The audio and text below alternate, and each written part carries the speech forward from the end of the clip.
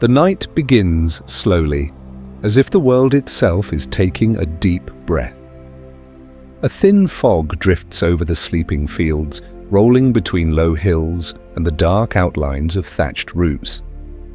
The air smells faintly of wood smoke and damp earth. A single bell tolls in the distance, then fades into silence. This is the Middle Ages or something like it.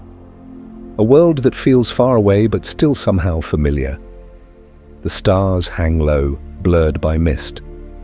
Somewhere, a river moves quietly, pressing its cool breath against the land. A dog barks once, then twice, and the sound disappears into the fog like a pebble sinking into water. If you listen closely, you can almost hear life moving under the silence. The small sigh of a fire being coaxed back to life, the murmur of someone turning in their sleep, the faint creak of wood as a door shifts against the wind. Everything in this world seems half awake, suspended between dreaming and dawn. It's easy to imagine that time here doesn't pass, it lingers. It gathers like mist in corners, patient and unwilling to leave. The people who live in this age move through it slowly. They wake before sunrise, work until the light fails, and spend their nights in the company of smoke, prayers and stories told to the rhythm of their own heartbeat. To us, the Middle Ages often look cold and grey, a time of plagues, poverty and superstition. But beneath the grime and hunger there was also rhythm, a pulse that never stopped even when hope seemed scarce. And tonight, we wander quietly into that rhythm, not to judge it or to change it, but simply to listen. Somewhere beyond this fog, a monk trims the wick of a candle, preparing for midnight prayer. In a hut by the woods, a healer checks her basket of herbs, whispering to herself the names she learned from her grandmother. A farmer, half asleep, dreams of summer fields while the frost creeps along the floor. The night holds them all, the noble and the poor, the priest and the thief, equally.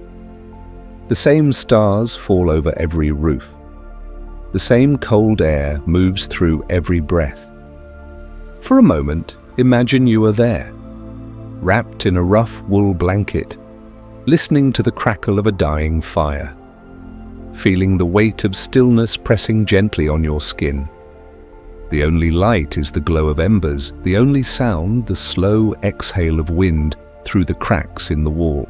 There is no rush here, no noise, no need to be anywhere else. Just the steady heartbeat of a world that once was, a world that moved slower, spoke softer, and dreamed longer. Let the fog rise around you. Let it blur the edges of thought and time. Tonight, we step quietly into the past, into a place where medicine was made from leaves, comfort came from warmth, and every night was long enough to imagine the impossible. Breathe in. The air tastes of ash and rain. Breathe out. The century fades away. You are safe, and the world for now is beautifully still. The herbal world of medieval intoxication. The world beneath the fog is alive with roots and whispers. Long before the word chemistry was spoken, there were gardens, small, uneven, and filled with plants that held both healing and hazard in the same leaf. In those quiet corners of medieval life, the language of medicine was learned through touch, smell, and memory.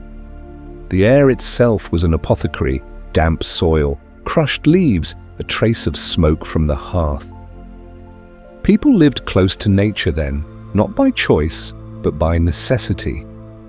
When pain came, and it always did, it was the garden that answered. Not every answer was safe. A handful of leaves could calm a fever or silence a heartbeat. The difference was small, the sort of difference only time and intuition could teach. Imagine the healer's table. A flat plank of wood, stained with oil and years. Bundles of herbs hang overhead, drying in the low light. Their names are half Latin, half memory: Henbane, mandrake, belladonna, foxglove, wormwood. Each carries a story, a warning, and a promise. There are no printed labels, no glass vials, only clay bowls and wooden spoons, and the slow patience of hands that have learned what cannot be written. The healer moves carefully. She measures by sight, by feel. A pinch, more of this; a drop, less of that. The mixture must smell right, must look right, must behave as the seasons behave. She learned this not from books, but from her mother, and her mother from another before her. Knowledge passed down like candlelight, never bright, but steady. In these mixtures, the line between comfort and collapse was almost invisible. A patient might drift into a soft sleep, dreaming of angels, or slide into silence without return. It was not neglect, it was the limit of knowing. The body was a mystery, and mystery was part of medicine. Herbs were everywhere. In monastery gardens, monks tended neat rows of sage, lavender, and rosemary. They believed that every plant had a divine purpose. Healing the body was a form of prayer. Outside the cloister walls, in the fields and forests, peasants gathered what they could: nettles for soup, willow bark for pain, mint for the stomach. The poor healed themselves, and sometimes that was enough.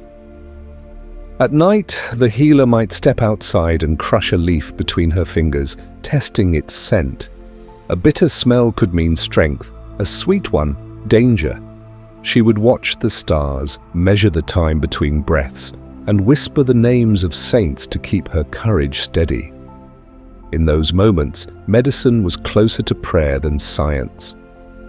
When a traveler came knocking, headache, fever, grief, the healer would open her door and motion him toward the fire. She would grind roots into powder, stir them into warm wine, and tell him to drink slowly. The warmth would spread, the pain would fade, and sometimes, with eyes half closed, he would begin to see colors that weren't there. The firelight would shimmer, the walls would soften, and the world would tilt slightly toward dream. In such moments, the medieval mind found both comfort and awe. To lose oneself for a while was not always shameful. It could mean that heaven was near, that the soul had loosened its grip on the body. Some called it a vision, others called it madness. In truth, it was probably both. There was no pharmacy, no dosage, no standard rule. Every cure was personal. What soothed one person could ruin another. But people kept trying, kept mixing, kept learning. In a world of uncertainty, to try was already an act of hope. The plants were teachers, though they spoke in riddles. Henbane whispered of sleep and shadow. Mandrake hummed beneath the soil like a buried heart. Belladonna promised beauty and brought blindness. Each offered a doorway, though few knew where it led. To handle them was to court risk. Yet risk was part of life itself. When childbirth could claim a life, when fever could empty a home, danger was not a stranger, it was an old companion. The healer's art was to choose the right danger, the one that gave relief instead of ruin. In the monasteries, men in brown robes copied herbal manuscripts by candlelight. They drew delicate pictures of leaves and stems annotated with recipes in careful script. These herbals were part science, part superstition. Next to a formula for wound salve might be a prayer to St. Luke or a charm to keep demons from the patient's bedside. Knowledge was never pure. It was woven with faith and fear in equal measure.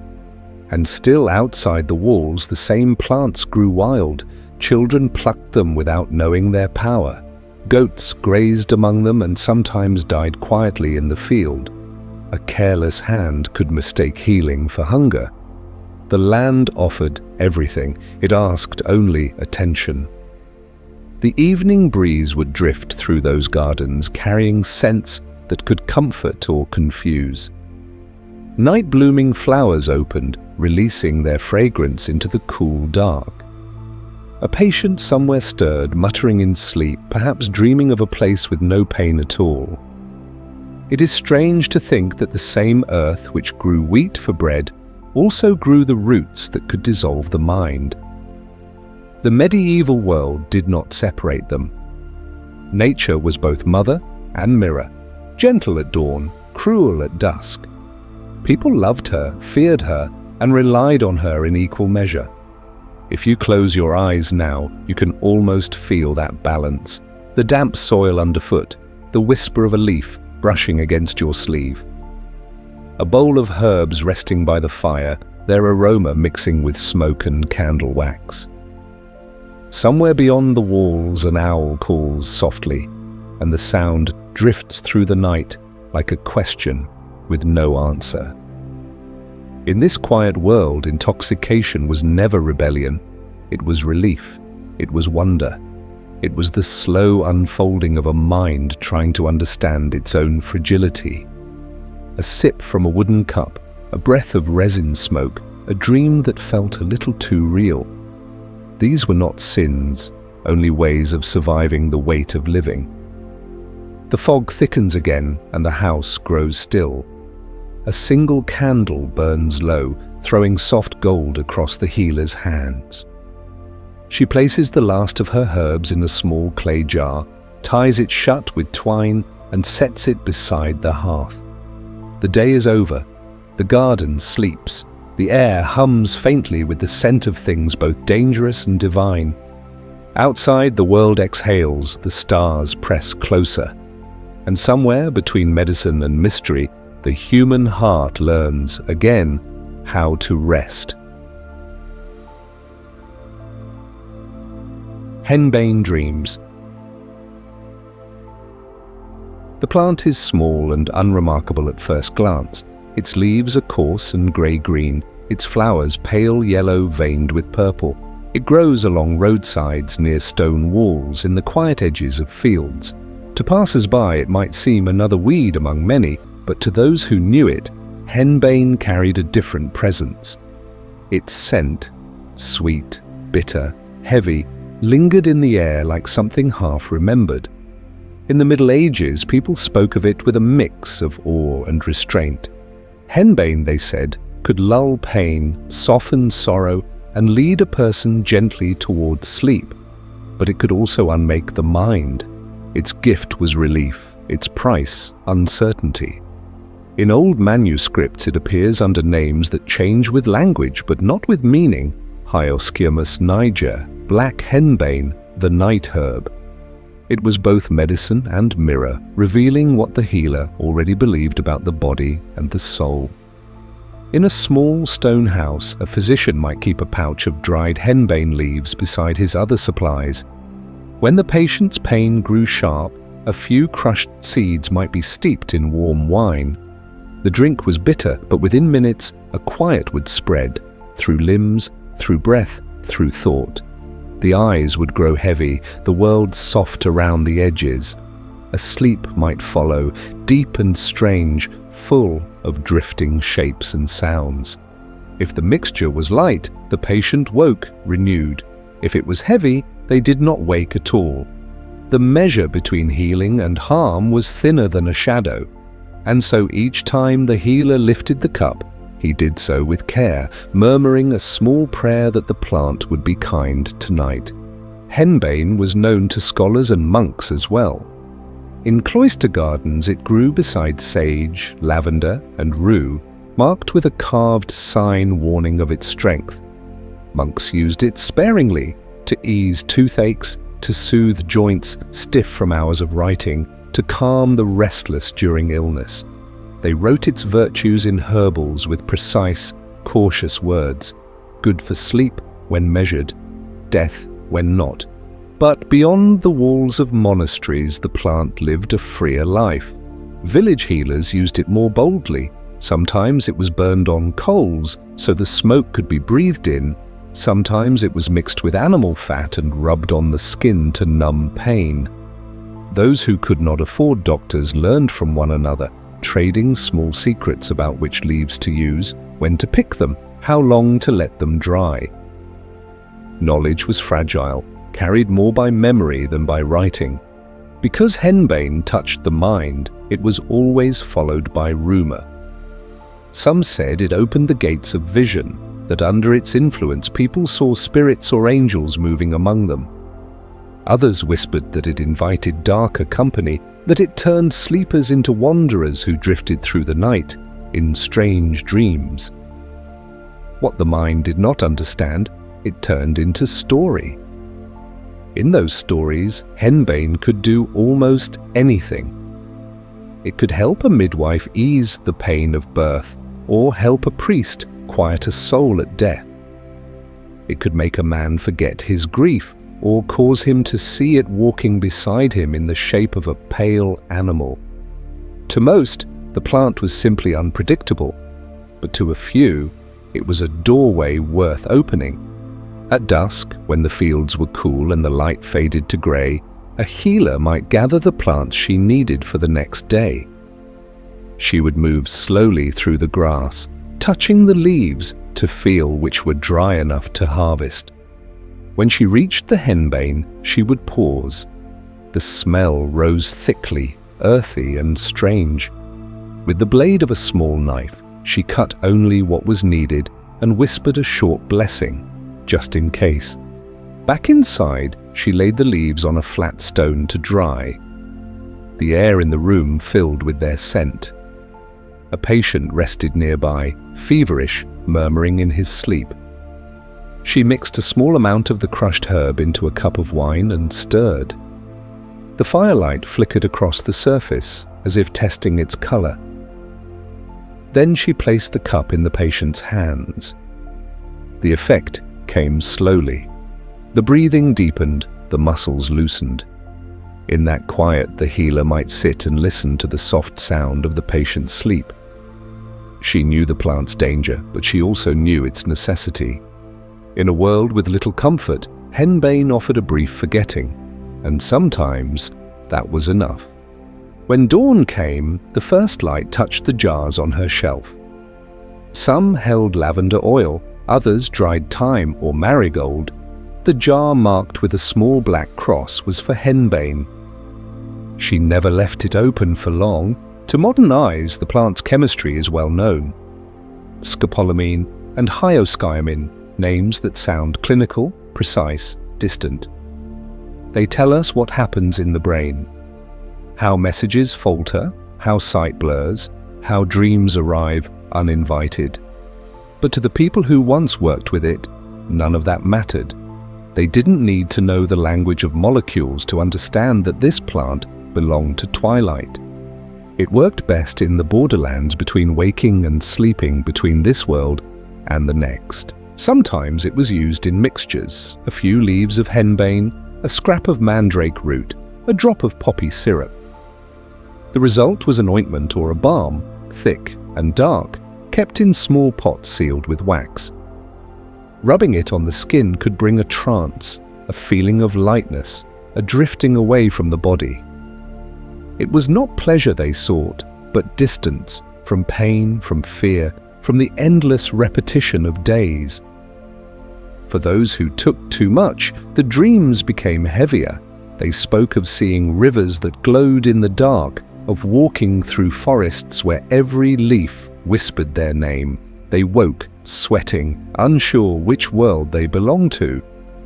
The healer would sit beside them, waiting for the pulse to steady, watching the color return to their cheeks. When the worst passed, she would throw the rest of the potion into the fire. The flames hissed, releasing a brief, bitter scent. Henbane found its way into many corners of life. Apothecaries used it in poultices. Brewers experimented with it in early beers until the practice was banned. It was even part of small rituals, tiny bundles hung above beds to keep nightmares away, though sometimes they brought nightmares instead. The plant did not care how it was used, it simply followed its nature. In church sermons, priests warned against it, calling it a temptation of the devil, but the people still planted it near their doors. They knew that what could harm could also help. The world was full of such contradictions, and they lived among them without complaint. By the river, the wild plants still grew, nodding gently in the wind. Their petals caught the morning light, pale as parchment. Bees moved among them without fear, taking what they needed and leaving the rest. In that soft rhythm, life continued, the same as it had for centuries. If you stood there long enough, you might almost feel the same calm that drew those early healers to the plant. A quiet understanding that danger and mercy can share the same root, that sometimes the mind needs to drift before it can rest. When night falls again, the healer closes her shutters. The fire burns low. A single cup sits on the table, empty now, the last traces of the herb clinging to its rim. The room smells faintly of smoke and earth and something else, something neither pleasant nor unpleasant, just present.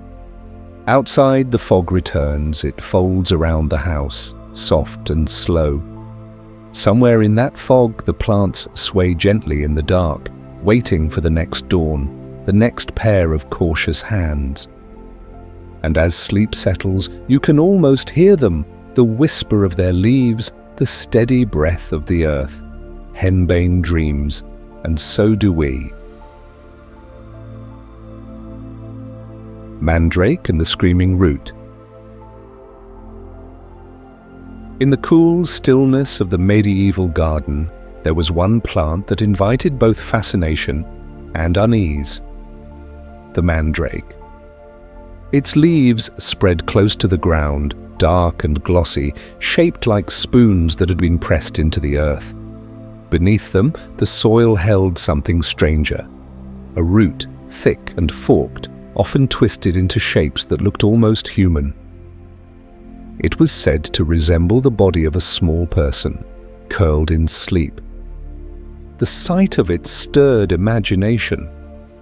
To pull it from the earth, people believed, was to disturb something alive, not a plant exactly, not a spirit exactly, but something that sat quietly between the two. The stories said it screamed when uprooted, a terrible sound that could kill anyone who heard it. Whether that was true or not hardly mattered. What mattered was the silence that always followed when someone whispered its name.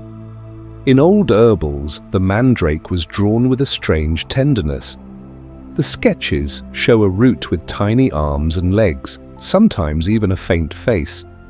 Beneath the illustrations, neat Latin notes describe its uses: to dull pain, to bring sleep, to open the mind to dreams.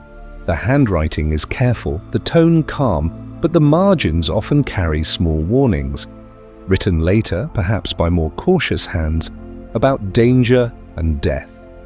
The stories of its harvest became almost ritual. A person would go to the field at dusk, carrying a small lantern, a knife, and a dog. The lantern cast a pale circle of light on the ground. The digger would make the sign of the cross, whisper a short prayer, and begin to loosen the earth around the root. They tied the dog to the plant stem with a rope, then stepped back. Some said a horn was blown to drown out the sound, others that prayers were recited. The dog would be urged forward. It pulled. The root came free. And the story always ended the same way: the animal silent on the ground, the root in the digger's hands.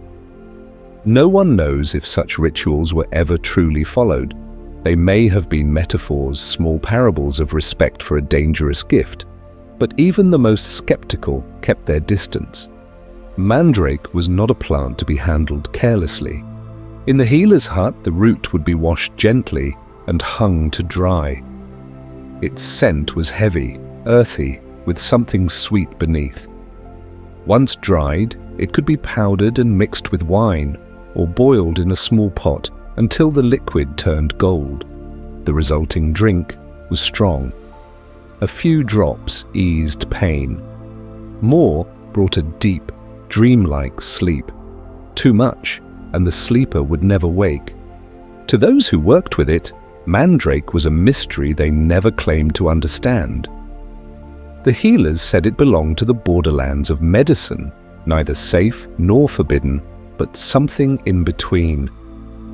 It was used when the pain was too sharp, when the fever would not break, when no other herb could bring rest. People believed it carried power beyond the body. A dried mandrake root might be wrapped in cloth and kept in the home as a charm. Some hung it near their doors to protect against illness or bad fortune. Others carried small carved versions of the root in pouches close to the heart. The idea was simple. If the plant could walk between worlds, it could guide its owner through danger as well. In some villages, people treated the mandrake almost as a guest. They gave it a name, placed food beside it, and whispered small greetings in passing. The line between superstition and reverence was thin. To them, the root was alive, not just as a plant, but as a symbol of endurance. Something that grew underground, unseen, yet shaped like a human. When mixed into medicine, its effects could be profound. Patients described slipping into a kind of warmth that spread through the body, then seeing shapes and colors move behind their eyelids. Some said they heard voices, others said they saw familiar faces long gone. A few woke weeping, though they could not say why. For the healers, this was not madness, but mystery. A glimpse, perhaps, into the unseen parts of the mind. In the quiet of night, when all else was still, the healer might study the dried roots hanging from the rafters. Their shapes caught the flicker of firelight. One looked like a bent leg, another like a small torso, another like a hand reaching out. The sight was both unsettling and strangely peaceful. Each one seemed to hold a story. Monks wrote of it too, though with more caution. In their herbals, the mandrake appears among the dangerous plants, the ones to be handled only with prayer and supervision. They described its power to dull pain before surgery, to calm hysteria, to prepare the dying for their final rest. But they also warned of confusion, delirium, and visions. They saw in it a reminder that nature's gifts were always double-edged. In art, the plant found a strange afterlife. Painters showed it in the hands of saints or magicians. Alchemists placed it beside their flasks as a symbol of transformation. A root that lived underground, yet resembled man, as if nature itself were hinting at its secrets. Even physicians who tried to separate medicine from myth kept dried specimens in their studies. Not as tools, but as reminders of how much they still didn't know. In truth, the mandrake was not unique in its chemistry. It shared its toxins with other members of the nightshade family. But no other plant inspired the same quiet awe. Its human shape seemed to give it soul. And in a time when people still believed the world was full of spirits, in rivers, in trees, in stones, it made sense that this plant, halfway between human and earth, would be treated with reverence. Some evenings, villagers told stories about it by the fire. They said that if you left a mandrake root beneath your pillow, you would dream of the one you loved. Others warned that you would see the face of death. A few said that it could sing softly when the moon was full.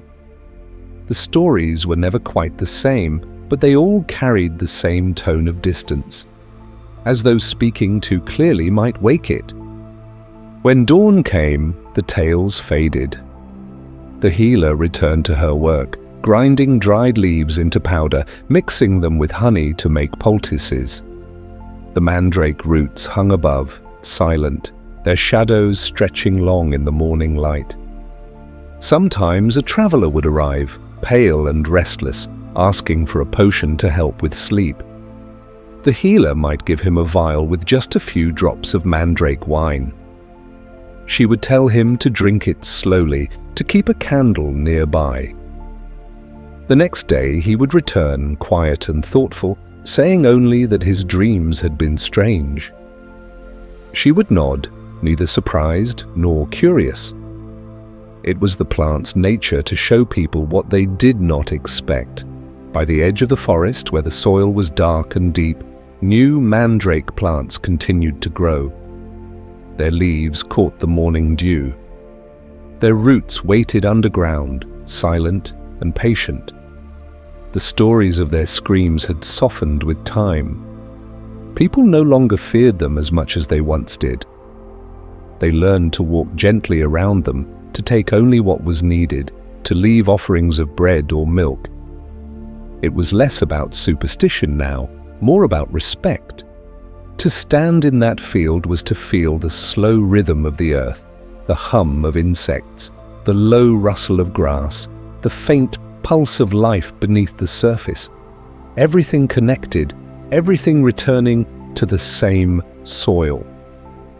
The mandrake was part of that cycle, no stranger than any other living thing, only more closely shaped to ourselves. When night fell again, the stories returned. Somewhere in the distance, an old bell rang, and the fields grew dark. The healer's lamp glowed faintly through the shutters, the smell of herbs and smoke drifting into the air. Inside, she sat beside the fire, turning the dried mandrake root in her hands. The shape of it was familiar now, less frightening, almost kind. She placed it back on the shelf beside the jars of lavender and sage. The fire crackled softly.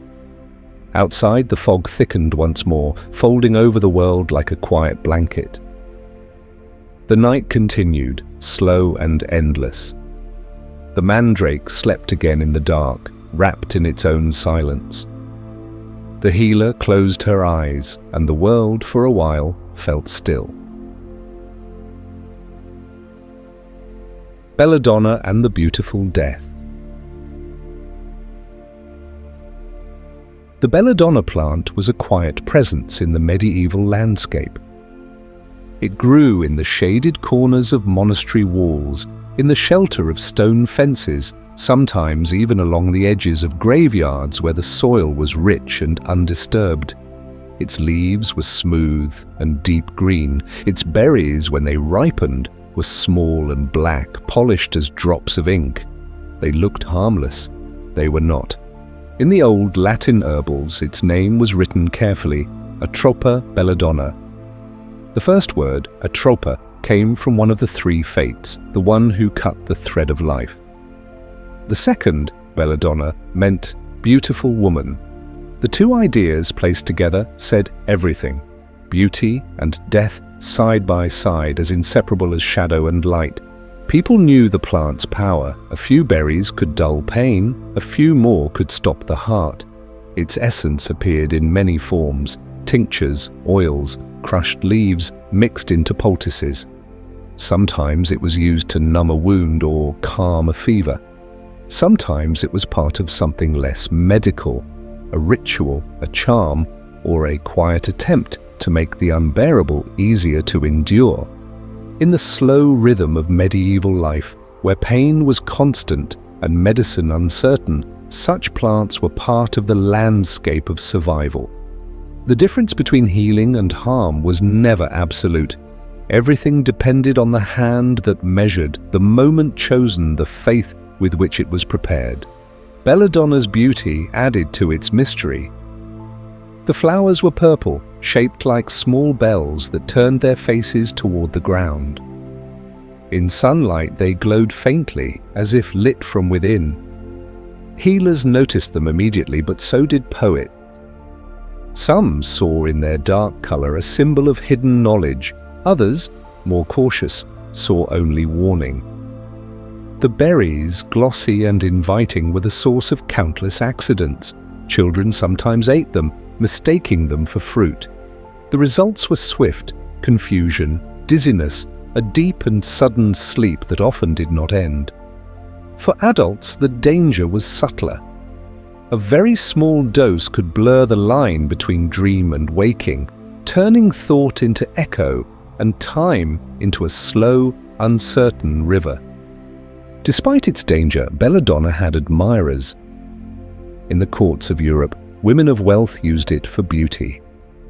A drop of the extract in each eye made the pupils wide and dark, the gaze soft and luminous. To those around them, it looked mysterious, almost divine. To the body, it was poison.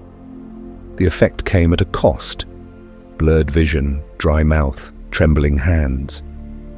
Yet the practice endured. For a few moments, they could appear as the poets described them, radiant, unreachable, touched by something beyond the ordinary. In medicine, the plant served a quieter purpose. Doctors and monks used it as an anesthetic before surgery or as a treatment for sleeplessness. It was part of mixtures known as dwale, combined with poppy, hemlock, and other strong herbs. The intention was to still the body, to soften the edges of pain. The results were unpredictable. A patient might drift into a deep calm and wake with no memory of the procedure, or not wake at all. To the healers who worked with it, Belladonna was less a tool and more a test. They treated it with the same respect they gave to fire or to faith, something that could give comfort only when approached with care. When they prepared it, they worked slowly. Leaves were gathered at dusk when the heat of the day had passed. The juice was pressed out through cloth, then diluted again and again until it seemed safe enough to use.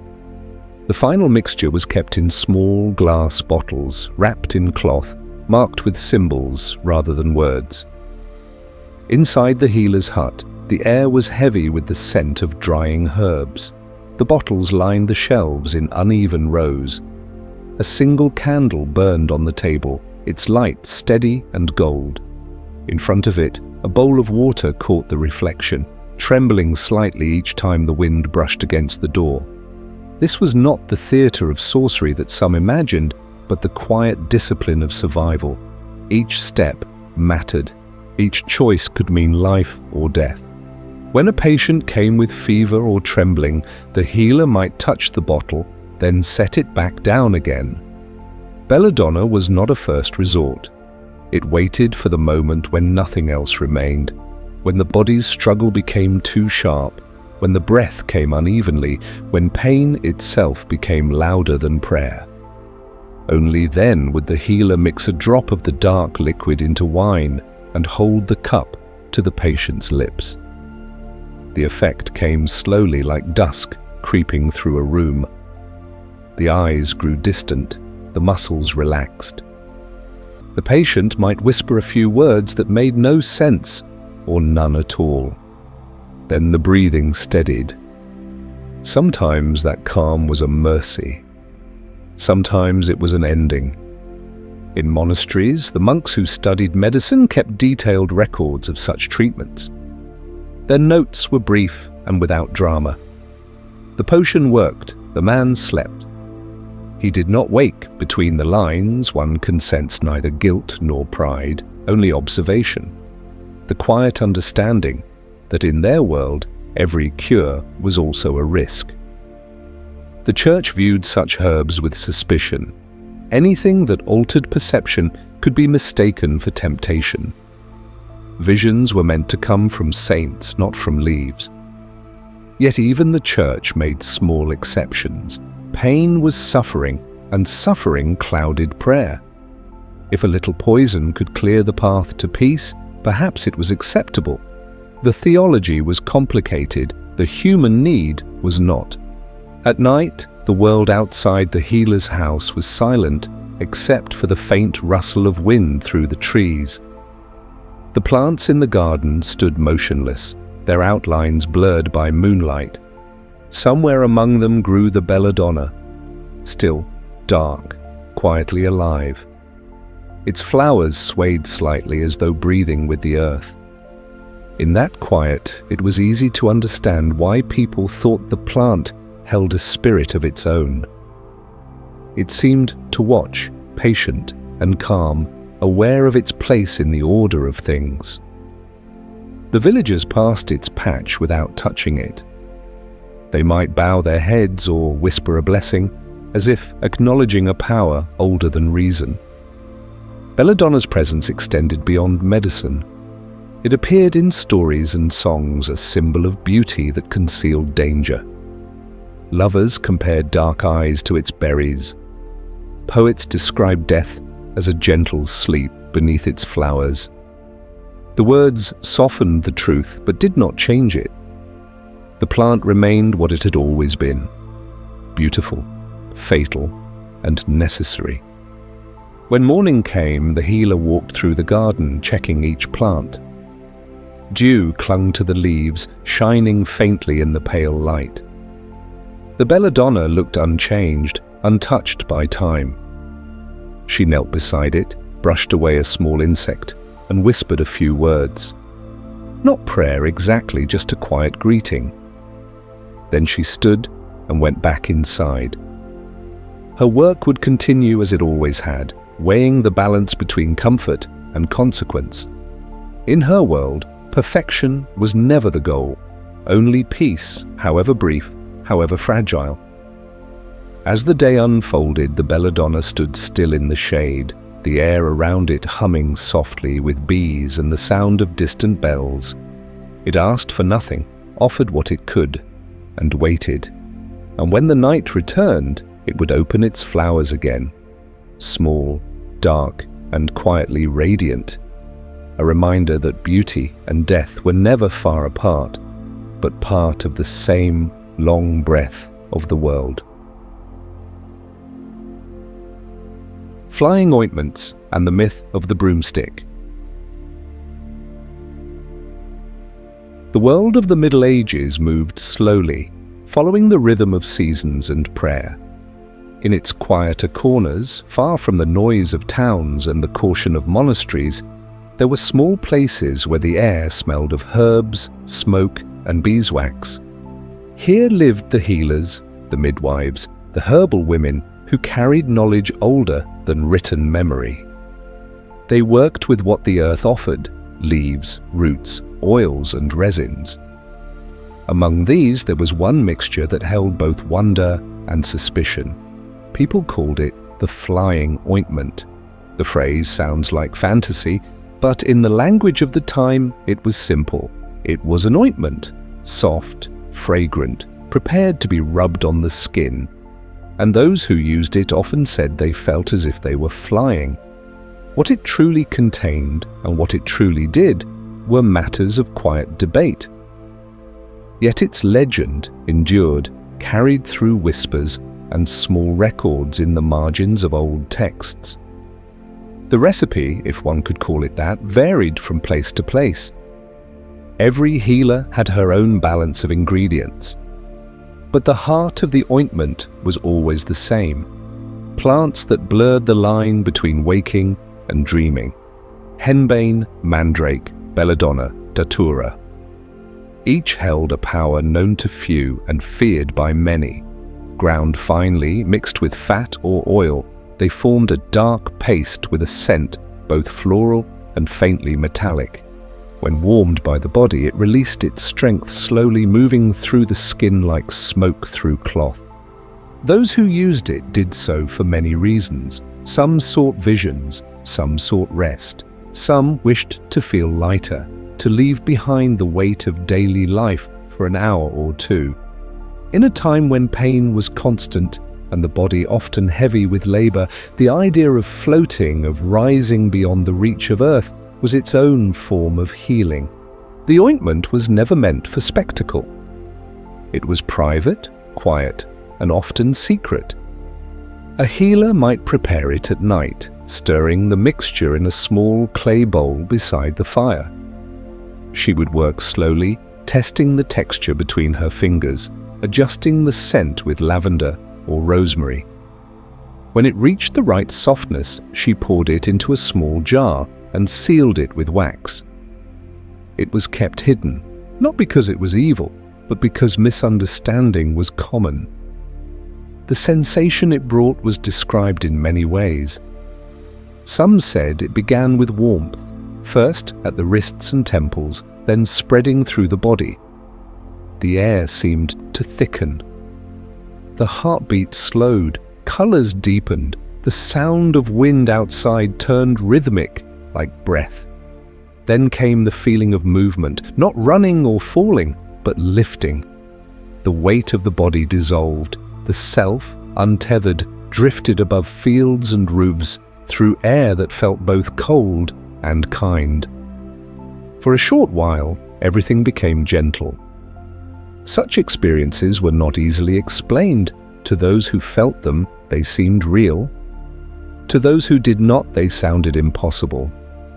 And so the stories grew. A woman found sleeping by the hearth said she had flown to distant gatherings.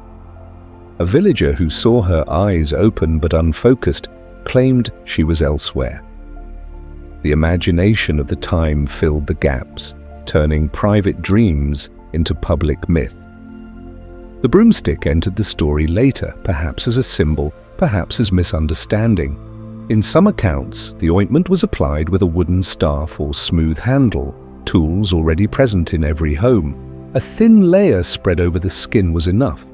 The broom became part of the image, a familiar object transformed into something otherworldly. When the stories were told again and again, the symbol hardened into legend. Women flying through the night, their bodies carried by branches and wind. The truth was quieter. The flight happened within, not above. It was a journey through sensation, not through sky. But for those who experienced it, the difference mattered little. The mind cannot always tell the boundary between dream and movement. What is imagined with enough conviction becomes almost physical.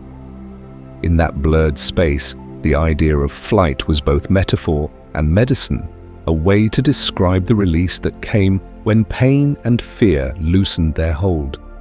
Church authorities viewed such tales with unease. Visions were acceptable when they came from saints, not when they came from herbs.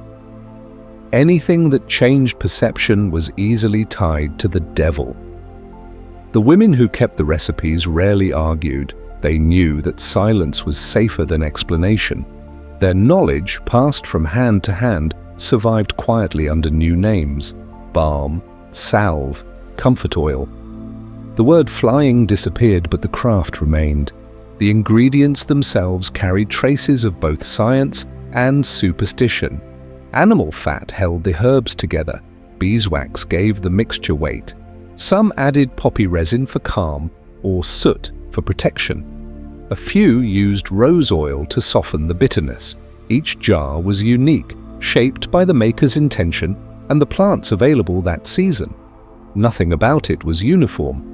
Each one reflected the land from which it came. The women who made these ointments did not see themselves as witches. They were practical. They mended wounds, delivered children, eased coughs, and buried the dead. The flying salve was only one small part of their work, an occasional remedy for sleeplessness, for sorrow, for the restless thoughts that visited after loss.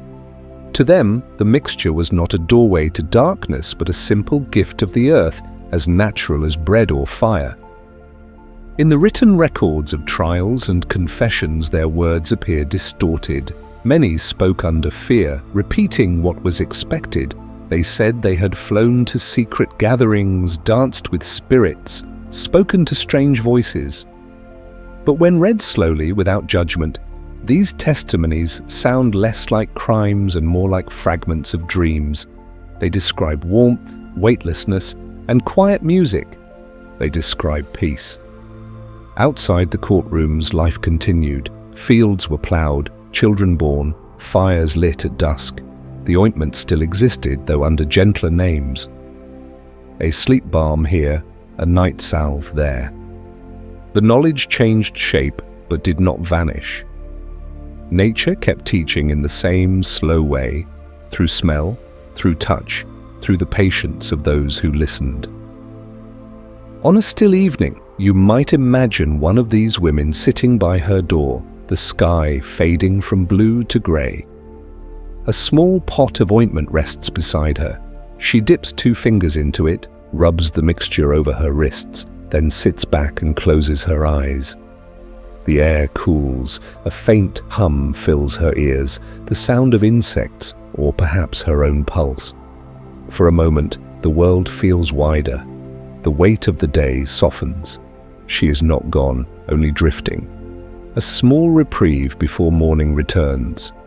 The legend of flight may have begun with such moments, a simple experience retold too many times, shaped by fear and wonder alike. Over centuries, it became a story of witches in the night sky, their hair streaming, their laughter carried by the wind. But beneath the layers of myth, the original truth remains, an echo of quiet experimentation, of human beings searching for comfort in a world that offered little. In later centuries, scholars studied the recipes and found the reason behind the sensations. The plants contained chemicals that affected the nervous system, slowing the pulse, altering balance, creating vivid dreams. Absorbed through the skin, they entered the bloodstream gently, without the violence of swallowing poison. The feeling of flight, the shifting of body and thought, was the mind's way of translating this unfamiliar calm. What had once been magic was simply biology, but the mystery remained. Even today, the story of the flying ointment continues to appear in books and art. It carries with it a strange softness, a reminder of how imagination and need often meet in the same place. The broomstick, now a symbol of freedom and rebellion, may have begun as nothing more than a household tool touched by human longing. In the quiet of night, that longing feels familiar. To rise for a moment above the heaviness of life, to feel weightless, to see the world from another distance. These are wishes that belong to everyone.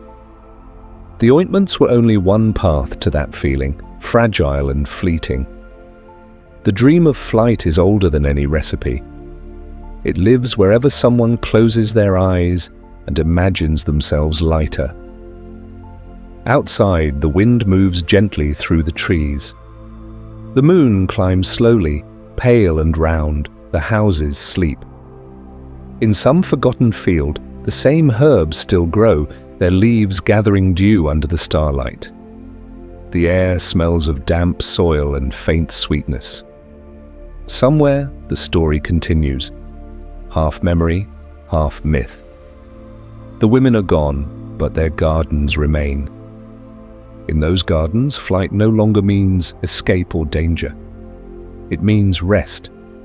The soft drifting that comes when the mind lets go, when the world grows still, when time feels as though it too has decided to sleep. The perfumed path, ancient oils and sacred scents. Long before the first apothecaries, before medicine wore the shape of bottles and scales, healing often began with scent. Across the ancient world, people believed that fragrance was the breath of the divine, invisible, delicate, yet powerful enough to change the spirit. In Egypt, priests prepared oils of cedar, myrrh, and lotus. They anointed statues of the gods and wrapped the bodies of kings in fragrant linen, so that even in death, the soul would travel surrounded by sweetness. The recipes were written in small hieroglyphs on stone jars, a drop of honey, a handful of petals, a measure of oil pressed from olives warmed by the sun. Each mixture was both medicine and prayer. The Greeks learned these arts and carried them west. In their temples, perfume was burned not to disguise the smell of life, but to elevate it. Physicians used oils to calm the body, to open the lungs, to ease the heart. The philosopher Theophrastus wrote that every scent had its temperament, some bright like morning, others slow like dusk. To him, fragrance was the language of balance. In the medieval world, scent became a quiet bridge between faith and science. Monks grew lavender, rosemary, and sage in cloister gardens, distilling them into simple tonics. The air around monasteries often smelled faintly of herbs and beeswax, a soft veil of calm over the noise of the outside world. When the sick arrived, they were washed in scented water before being treated, not for luxury, but for peace. In the great markets of the East, merchants traded tiny vials of rose oil and ambergris, substances worth more than gold. Travelers carried them across deserts and seas, believing that good scent kept away illness and misfortune. Even in times of war, the perfumes continued to move, small reminders that beauty, once distilled, could survive almost anything. To breathe such air was to touch something beyond the visible world, a single drop on the wrist, a wisp of smoke from a burner.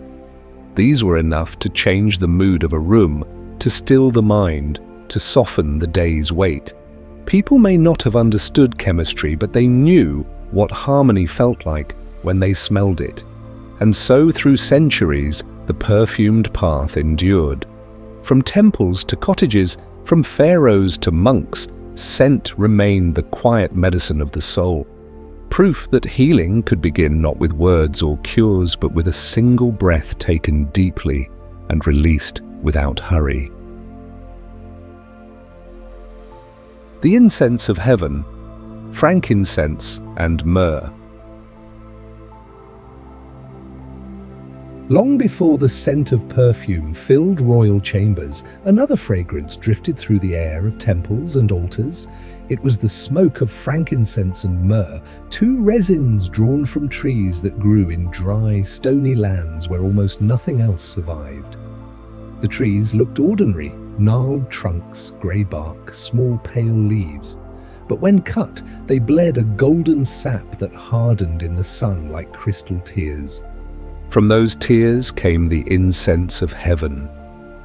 In the quiet world of the Middle Ages, these resins carried more than scent. They were a bridge between body and spirit, earth and sky.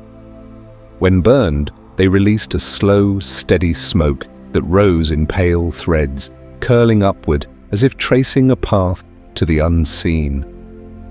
The sight of it brought calm. The smell, sharp, sweet, and ancient, filled churches, mosques, and shrines alike.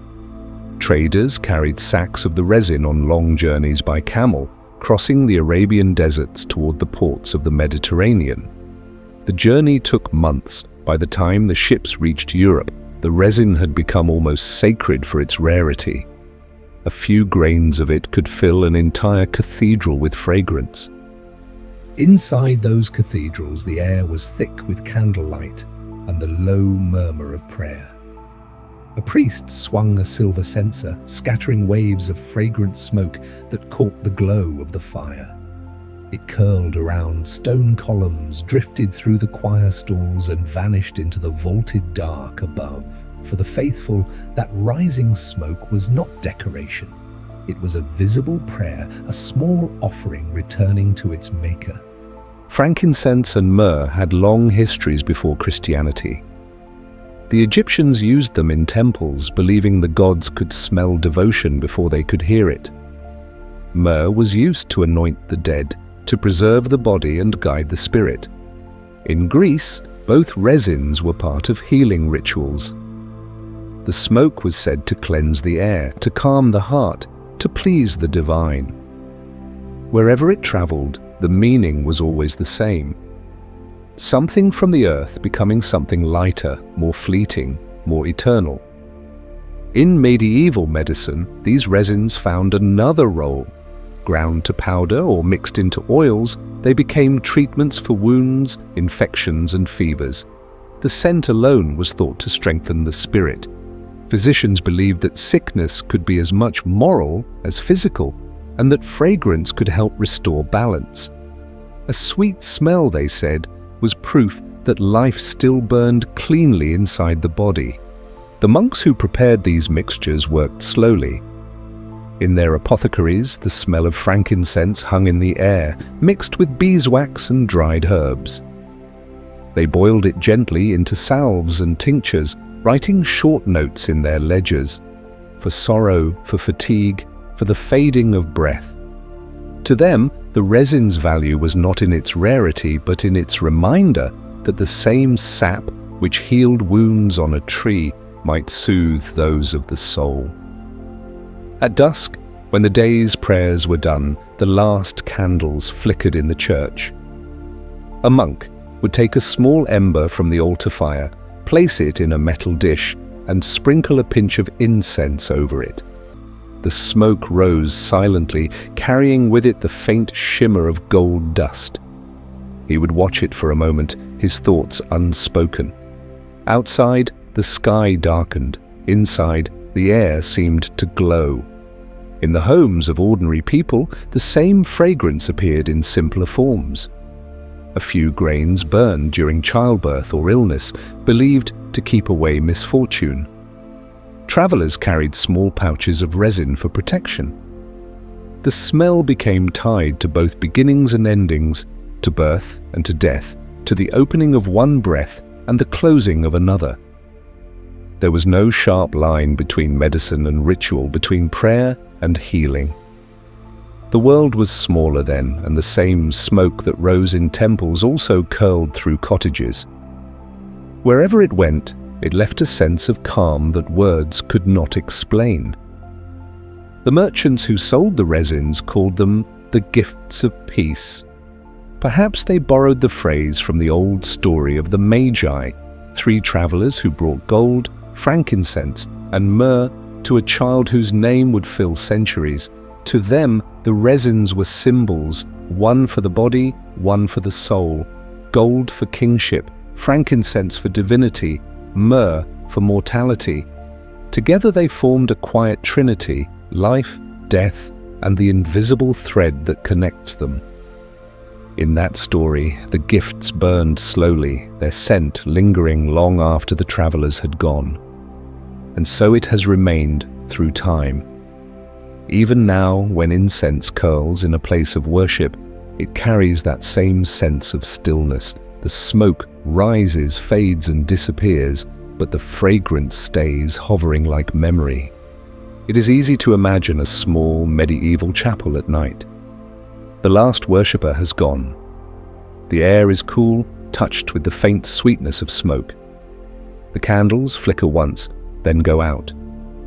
Only the fragrance remains, soft, lingering, alive for a little while longer. To the monks who slept nearby, it was the scent of completion, the quiet proof that their prayers had left the earth. Outside, the wind moves across the fields. The same stars hang above the same sky.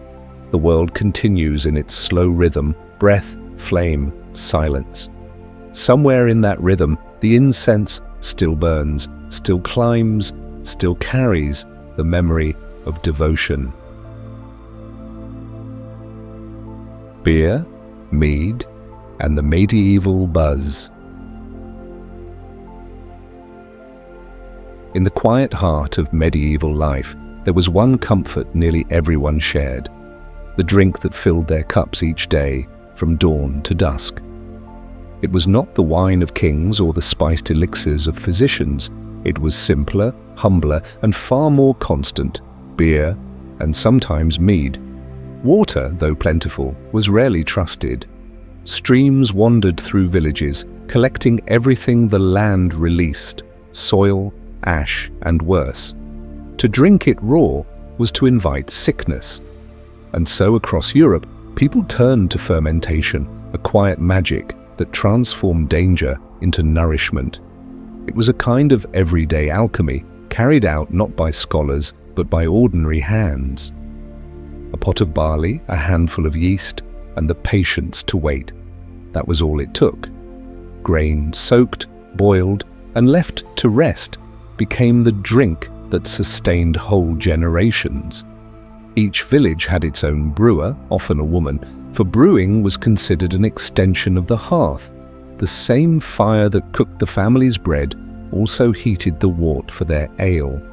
The scent of malt drifted through open windows, warm and faintly sweet, mingling with the smoke of the chimney. The result was not strong.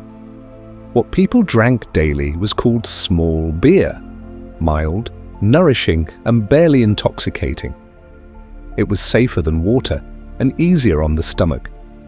Children drank it, laborers drank it, monks and priests drank it. It flowed through the rhythm of the day like the sound of the church bell. Ordinary, expected, essential. The stronger versions were reserved for evenings, festivals, and feasts. On those occasions, the same recipe might be left to ferment longer or mixed with honey or herbs. Then the ale deepened in color and strength, becoming something to savor. But even then, the act of drinking was less about escape than communion, a way to share warmth in a cold world. Monasteries played a great part in refining this quiet art. Behind their thick stone walls, monks studied brewing with the same patience they gave to copying manuscripts. Their beer was both sustenance and devotion. It kept them through fasting seasons when food was scarce but labor continued. They measured ingredients with care, recording their notes in Latin margins beside prayers. To them, brewing was a kind of praise, transforming the grain of the field into something that gave comfort and peace. Over time, they learned how to make it last longer, how to clarify the liquid, how to add herbs that improved its flavor and kept it from spoiling. When hops began to appear in recipes, the taste shifted. A new sharpness, a soft bitterness that balanced the sweetness of malt. The monks adapted quickly. Soon their brews were sought after by travelers and pilgrims who carried the taste of each abbey from one region to another. Mead, made from honey rather than grain, carried its own story. It was older than any kingdom, known to the ancestors who lived before written time. In medieval Europe, it remained a quiet luxury, found more often in northern lands where bees thrived and vineyards could not. Mead was sunlight stored in liquid form, golden and slow. It was drunk at weddings, at winter gatherings, at moments when the heart needed something gentle. Its sweetness lingered on the tongue like a faint echo of summer. In taverns and alehouses, the world met on simpler terms. The poor and the weary gathered under timbered roofs, sitting at long benches that smelled of smoke and grain. A single candle might burn between them. The ale flowed from wooden barrels, thick and cloudy, poured into rough clay mugs. Conversation was easy there, the kind that required no performance, no status, only presence. Someone would hum a tune, someone else would laugh quietly, and for a little while the burdens of labor faded into the warmth of shared breath. Outside, the wind pressed against the shutters. The streets were dark, but inside the fire crackled, the ale was warm, and life, for a moment, felt enough. There were no brands, no bottles, no rules beyond common sense. Each batch tasted a little different, sometimes sharp, sometimes mellow, shaped by the water, the grain, and the brewer's hand. In that way, every village had its own signature, its own small comfort. The taste of home was not a recipe. It was a rhythm of life. The act of brewing itself carried quiet symbolism. Grain, crushed and boiled, lost its shape before it became something new. Yeast, invisible yet alive, transformed it from mere mixture into drink. The process mirrored the cycle of the seasons: growth, death, renewal. Perhaps that is why monks spoke of beer as liquid bread. It nourished both body and spirit, reminding them that even the smallest acts, stirring, waiting, pouring, could be a form of devotion. In the larger cities, alehouses became gathering points. Travelers shared news from distant lands. Merchants discussed trade. Writers, though few, scribbled notes by candlelight, describing the hum of conversation and the slow sway of the firelight across mugs and faces. To them, these places were more than shelters. They were small islands of community in a restless world. The taste of alcohol in those times was not about indulgence. It was a soft blur at the edge of awareness, a loosening rather than a loss. It warmed the chest, softened the mind, and allowed the heart a little space to breathe. In that gentleness lay its appeal. The medieval buzz was not a rush but a calm, the simple relief of knowing the day's work was done and night had arrived safely once again. When the bell rang for curfew, the taverns emptied, the streets grew still. Inside cottages, small candles burned low. A jug of ale might remain by the fire, half full, left for morning. The night was quiet except for the soft drip of rain from the eaves. In that silence, life settled back into its slow rhythm. Sleep came easily. And so it continued, century after century. Beer and mead remained the constant companions of ordinary life, not as symbols of excess, but as tokens of endurance. They carried within them the same essence that filled the monasteries and the hearths: patience, transformation, and the quiet comfort of warmth shared between hands. In a world of cold stone and long winters, this was how people survived, not only with faith, but with a cup of something kind. Ergot bread and dancing plagues. In the colder corners of medieval Europe, where summers were brief and rain lingered too long, fields of rye stretched quietly across the land. It was the grain of the poor, hardy and reliable, able to grow in places where wheat could not. Bread made from rye was dark and dense, a little sour, but it kept people alive through endless winters. They baked it every few days, the smell of warm loaves filling cottages, drifting into narrow streets. Yet hidden in those loaves was something that people could not see, something that grew quietly alongside their food. When the weather was damp and the harvest slow to dry, a black fungus sometimes appeared on the rye. To the untrained eye, it looked harmless, just a few darkened kernels, slightly swollen, oddly shaped. It was called ergot, though few in those days had a name for it. They milled the grain as usual, baked the bread as usual, and ate as they always did. But inside that bread lay a strange and subtle poison. Those who ate too much of it began to feel different. It often started with a tingling in the fingers, a heat beneath the skin, a lightness in the head. For some, the world began to shimmer. Colors deepened, sounds changed, the body grew restless. Others felt their muscles tighten or their limbs burn with pain.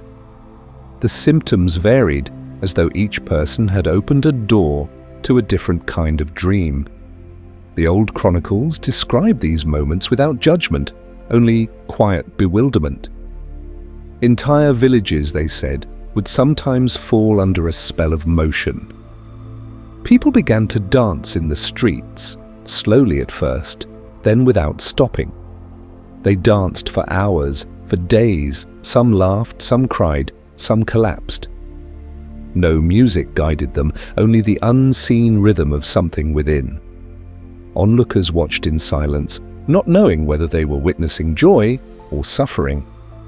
Historians would later call these events the dancing plagues. They appeared from time to time in towns along the Rhine, in the valleys of France, and across the German countryside. To those who lived through them, the cause was a mystery.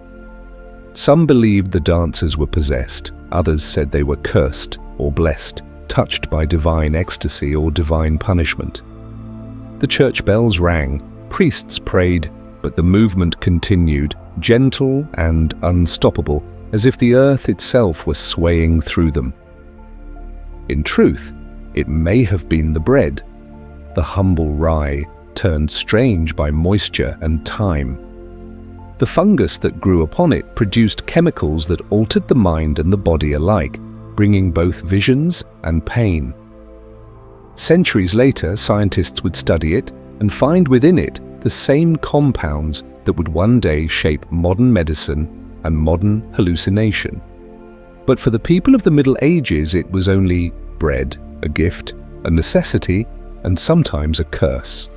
The disease had many forms. Some who ate the tainted loaves suffered in silence, their hands and feet burning as if on fire. The condition was called St. Anthony's fire, named for the monks who cared for the afflicted. They tended to them in small hospitals built near the fields, washing their wounds, feeding them clean wheat bread, praying softly as they worked. The monks noticed that those who ate the new bread often recovered, though they did not know why. In truth, they were simply removing the source of the poison. The Order of St. Anthony became known across Europe for this work. Their hospitals stood like islands of calm amid the suffering, marked by the blue cross of their order. Pilgrims walked for miles to reach them, carrying loved ones wrapped in blankets, their limbs blackened and numb. Inside the quiet stone walls, the monks gave them rest and warmth. For some, healing came. For others, only peace. Outside, life went on. The fields were ploughed again. The next harvest came, and sometimes the black fungus came too. It was impossible to predict, and few could afford to waste grain. So the cycle continued, season after season, year after year, a quiet reminder that even the simplest acts of survival carried unseen risks. In the villages, the memory of the dancing plagues lingered like a story half believed. Grandparents told it beside the fire, the time when everyone danced without music, when the air itself seemed alive. Some said it was madness, some said it was holiness. Most simply shook their heads and let the mystery remain. In their own way, the dancers had touched something deep, a line between the body and the mind that few understood. Perhaps the movement was not madness at all, but a kind of release, an ancient rhythm rising from the grain that fed them. Perhaps the earth, through its smallest fungus, had simply reminded them how fragile the boundary was between control and surrender. When we look back now, the story feels almost unreal. Villagers dancing under grey skies, priests watching helplessly, loaves of bread resting quietly in kitchens. Yet each part was true, bound together by chance and weather and hunger. The same rain that nourished the fields also nurtured the fungus. The same bread that gave life could take it away. The same rhythm that filled the churches could spill unexpectedly into the streets. In that fragile world, there were no villains, only circumstance. People ate because they were hungry. They danced because something inside them demanded movement. And when it ended, they returned to their work as if waking from a strange and distant dream. Centuries later, the story of ergot would lead to discoveries about the human mind, how it can be changed, how it can blur the line between vision and reality. But in the soft light of medieval memory, the science fades. What remains is quieter. The image of a small village, its streets filled with motion, the sound of feet on stone, the wind carrying the faint smell of baked rye. When the last of the dancers grew still, the silence that followed must have felt heavy, like the pause after a storm. The people would have gone back to their homes, closed their doors, and looked again at the bread on the table, uncertain whether to eat or to pray. And somewhere, out beyond the fields, the fungus grew again, on the damp stalks of rye, patient and invisible, waiting for another season, another harvest, another story. Mad honey and poisoned armies. High in the misty mountains that curve along the Black Sea, there are valleys where bees have always worked among the rhododendrons. The flowers are soft pink, scattered across slopes that stay green even when the rest of the world turns grey. Their nectar carries a secret. When gathered by the bees, it becomes mad honey, a sweet, shimmering liquid with a calm face, and a hidden strength. The people who lived in those valleys knew its nature well. They kept small hives beside their homes, harvesting the honey carefully, never in haste. A spoonful could soothe pain or ease the chill of winter. 2 spoonfuls might turn the air strange and heavy. The elders said the honey could open doors to dreams, but only for those who walked gently. It was both medicine and warning. Traders carried it in clay jars along mountain paths, selling it in small amounts to healers and wanderers. The honey was unlike any other, amber red with a scent of wild herbs. Its taste was sharp, almost metallic, leaving a faint warmth in the chest. Those who tried it spoke of visions that came softly, like fog over a lake, and of time that moved slower than before. But its power did not always bring peace. In ancient and medieval chronicles, there are quiet stories of armies undone, not by swords but by honey. When soldiers from the lowlands marched through these mountain passes, they often found what they thought were gifts, jars of honey left behind in abandoned villages. Hungry and tired, they ate freely. Soon after, their hearts slowed, their sight blurred, and their legs gave way beneath them. The earth tilted, the world folded inward. By the time the mountain people returned, the invaders were helpless, disarmed not by battle, but by nature itself. Historians have written of such moments, though the details fade with each retelling. The poison in the honey comes from tiny compounds within the rhododendron's nectar, gentle in small doses, merciless in excess. To those who knew, the balance was simple: a drop for calm, a spoon for dreams, a cup for death. Yet even the danger carried a strange respect. The bees themselves were never blamed. They were messengers, not makers. They gathered what the mountains offered. In the villages, mad honey was treated almost as a living thing. It was stored in the darkest corner of the house, sealed tightly, taken out only when needed. A mother might mix a trace into warm milk for her husband's pain. A healer might offer a drop to a pilgrim who could not sleep. It was part of the quiet understanding between people and land. Everything that heals can also harm, and every sweetness carries a shadow. At night, the honey's surface caught the light of the fire, thick, golden, unhurried. It seemed to hold the sun inside it, a fragment of summer preserved through the long winters. Even knowing its danger, people loved it. Perhaps they understood that nothing pure stays harmless. The same mountain that grew flowers could also take lives. The same bees that made sweetness could deliver sleep too deep to wake from. Over the centuries, the legend of mad honey traveled far beyond the Black Sea. Sailors, merchants, and scholars spoke of it with a mix of wonder and caution. Some called it a miracle of nature, others a silent weapon. But to the mountain people who tended their hives each spring, it was simply life, balanced between sweetness and risk as everything was. Today the bees still move among those rhododendrons, their wings catching the light. The honey remains thick and fragrant, unchanged by time. It is both gift and lesson, reminding those who taste it that even the gentlest things can turn the world sideways, and that wisdom often begins with respect for what cannot be controlled. Herbalists, witches, and cunning folk.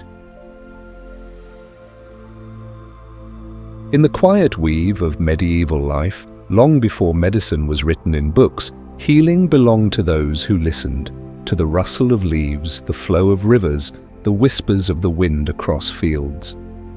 They were called many things: herbalists, wise women, cunning folk, and, in darker times, witches. Names changed with the century, but the work remained the same.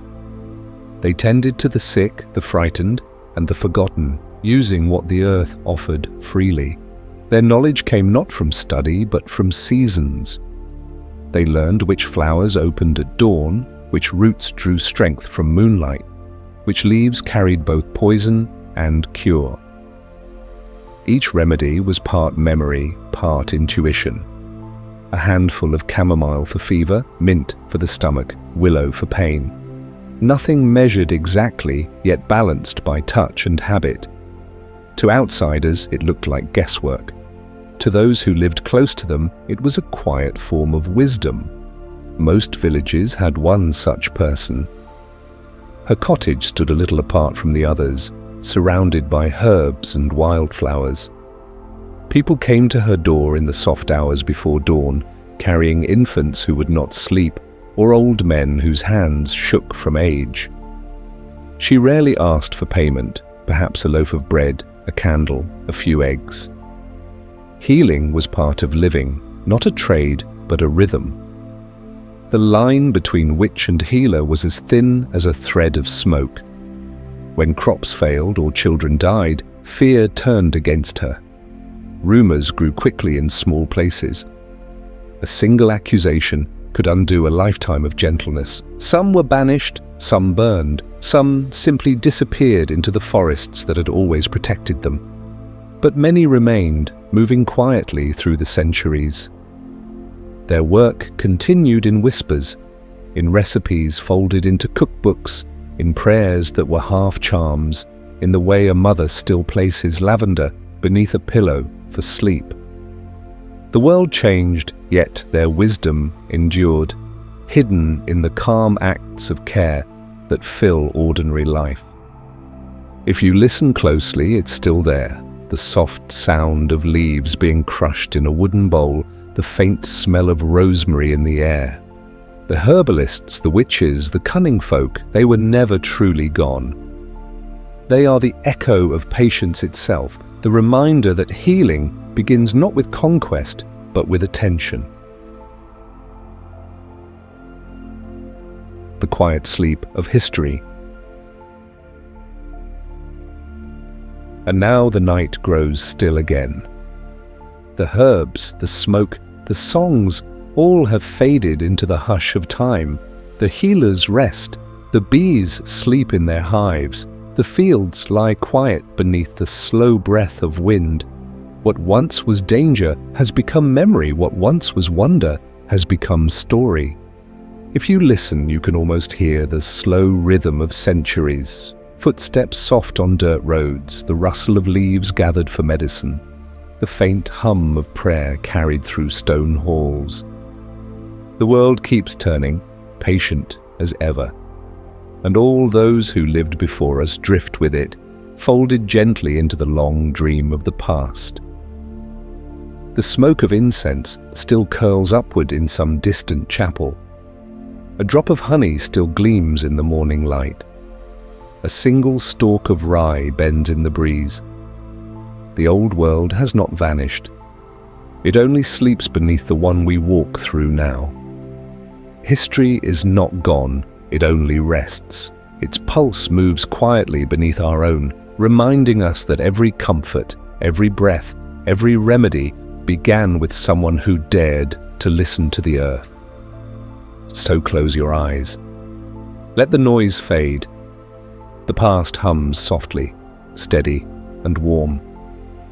The long story of human hands, of herbs and hope continues still. The night holds you now, as it held them, calm, unhurried, eternal.